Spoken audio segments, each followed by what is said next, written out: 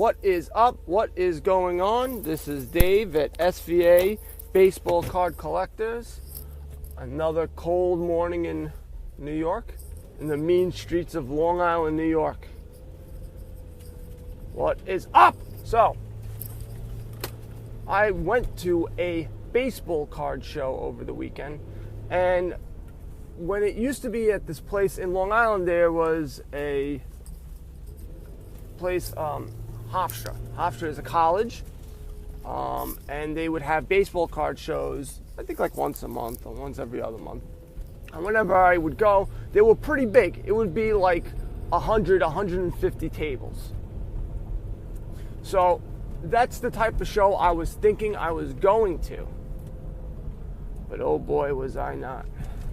It was very similar to the show that I went to about a month ago. And I think it's the same guys, creepy guys, because it was small. There was about maybe, I don't know, 25 to 30, tables. It wasn't, the big show, because that's what I was looking for. I was looking for a bigger card show. Now, I was going for supplies. I needed small boxes to fit my 2018 Bauman paper sets and my chrome sets if I have enough. I think I should be able to get one. I don't know if I'll get 2 sets out of the 5 boxes that I opened, but that's what I was really going for. Plus, I needed a gigantic, as my grandfather, who's Puerto Rican, a gigantic box to put the rest of my cards in, because the box I got off of eBay was too small. I will tell you this, go to a card show, pick up the storage boxes. They were much cheaper. And I paid $2 to get in, but I paid $1 for each one of these things. Slam dunk. It was pretty good. So I start going around to the other tables. And I don't know what happens to people. I don't know, you start selling baseball cards. I don't know if this is what's going to happen to me in 15 years if I continue to sell baseball cards. But all of a sudden, you become fat. You look a little weird. You have a little smell. Little. Your hair recedes, which my hair has already. But somehow a new set of hair has grown that is not your own. And it goes right on top of your head. I think that's just the baseball card hair. And you overprice things. And you wouldn't want to have your kid being watched by any of these guys. I just want to say that. That's the general. I wouldn't want them watching me. So as I'm looking around, I am looking for older vintage cards. And this, my friends, is where you need to do your homework, and I don't have enough knowledge. Now, a lot of people had a bunch of lists, and they were going for, they're trying to pick up the cards that they're missing. And I'm looking through these cards, and just by eye, I can tell, for the most part, they're not the best graded cards, which is fine. People are just trying to collect the cards. They're trying to complete a set. They're probably not even going to grade them. I don't know enough about each card, which card would be more money, which card is just a common. I know the major guys, but even then, the major guys, I don't know how much they cost. And I don't like to look through eBay solds, which is weird because I have no problem going to a garage sale and doing it. I have no problem going to a store and doing it right in front of them. But for some reason at a baseball card show, it's like I can pretend what I'm not doing. I'm looking, someone texted me. They know what I'm doing when I'm there. And typically I don't care, but for some reason with these pedophiles, I don't know. I don't know if they're going to do something, follow me, from the car, but I don't know. I have no idea. I don't know why I'm so apprehensive. So one of the things I need to break out of is just being my old self and just start looking up cards. Second thing was a lot of these cards I could tell were trimmed. A lot. Not even a little bit. Most of them. And they're still asking for big money. And what I was worried about was if they're the better cards they have out, and they're not saying they're trimmed, and they're still charging a lot of money.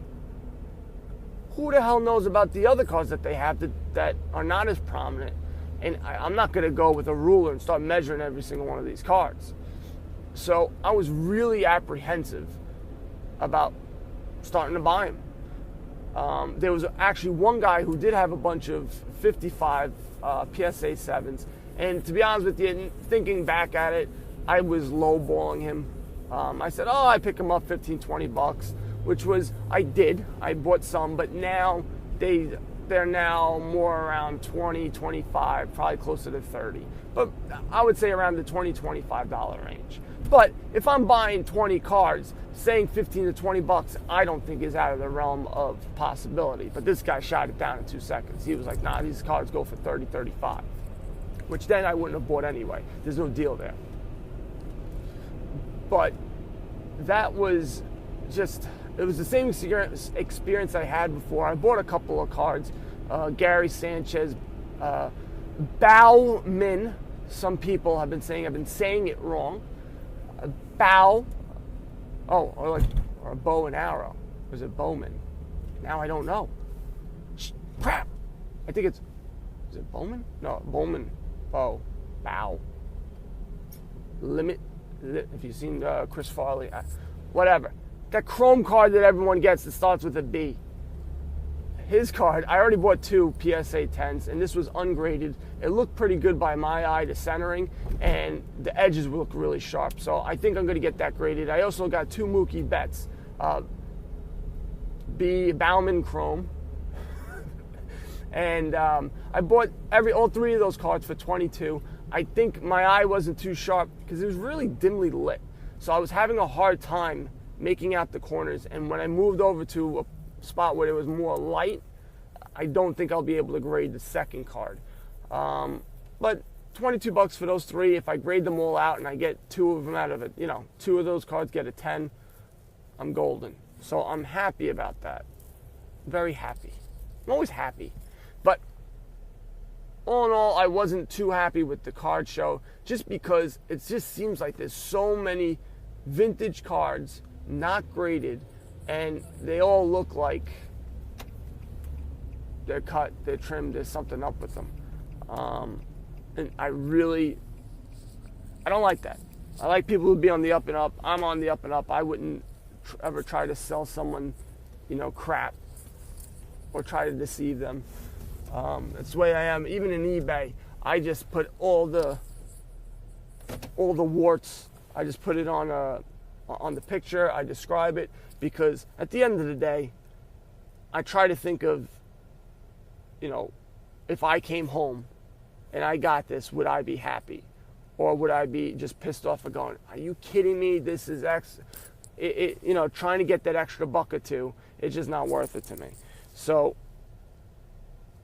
if they're doing that for cheaper cards and they're trying to make money off of it, I just got a bad taste. And more reasons why I just want to stick to buying PSA graded cards. One, I don't have the knowledge yet, and that's what you need to do. That's where you go on eBay and you check the solds, and you look at cardboardconnection.com and you look at all the players out of there. You go to psacard.com, you look at all the pricing there, so you have a good idea. You should go in with a game plan, and that was my biggest thing. Even if it's a small card show, you should be going in with a game plan, looking to see what you want. I was looking for newer autographs, like Bauman Chrome autographs, but they didn't have too many. They were mostly vintage, and they were mostly questionable vintage. And also the ones that they did have graded, all crappy ones. They all had MC, or altered, or off-centered, or the OC. It's just all the stuff that nobody wants is what they had. And all the things they did have that were semi-good, boy, did they price it way more than eBay. So it was just like a waste of time. I would have bought some packs of cards, but nobody really had packs of cards. I saw the one guy that that I went to the baseball card shop. I said hello to him, and he's just sitting there, just like, I don't know, they just all look beaten down. So they also look beaten down as well as pedophiles. So like, I tried having a conversation with him, but he just would give a couple of word answers, was nice enough, but I don't know. I guess he just wants his money. He wants to go home. That's pretty much what it seems like he wanted to do. So that's pretty much it for today. Just wanted to talk about my card show. There was one in upstate that I want to go to, and there you have like 200-300 tables. That's the one I'm going to go to, because you have a bunch of younger guys there, pre-pedophile looking guys, and that should be fun. But I don't know when that is. I think that's next month. So still waiting on. They still hasn't. I bought Thurman Munson, 71 Thurman Munson. I think I overpaid a little bit. Now looking at the research more, and that's another thing. I have to curb my enthusiasm. See what I did there? Because I get an idea in my head, and it's like I need immediate gratification. That sounds weird, but it's the truth. So instead of waiting, going, all right, I see the prices of these cards. Let me be patient and look for the right deal. No, not me. I got to go into it full bore, spend extra money, and not the smart thing to do. Maybe I'm the starting point of the card going up in value, but probably not. There was 2 outliers that went for a ridiculous amount of money, but most of them were selling for $220 to $240. I bought mine at $270. Is it egregious? No, but I'm looking to sell. I'm looking to double my money on it, and I think that I can do that because they already have solds at that value, and the centering is beautiful on this card. The problem I'm going to have is I'm going to be worried about my collector, the collector in me not wanting to give that up, because I love the Yankees and Thurman Munson. Not that I know so much about him, but he's enough of a guy that I know that, he's a big deal, and so yeah, those are the inner demons I have inside in investing. But I will talk to you guys tomorrow, and buy some cards. Get into this stuff. Let's go. Later. The podcast you just heard was made using Anchor. Ever thought about making your own podcast? Anchor makes it really easy for anyone to get started. It's a one-stop shop for recording, hosting, and distributing podcasts. Best of all, it's 100% free. Sign up now at anchor.fm/new. That's anchor.fm/new to get started.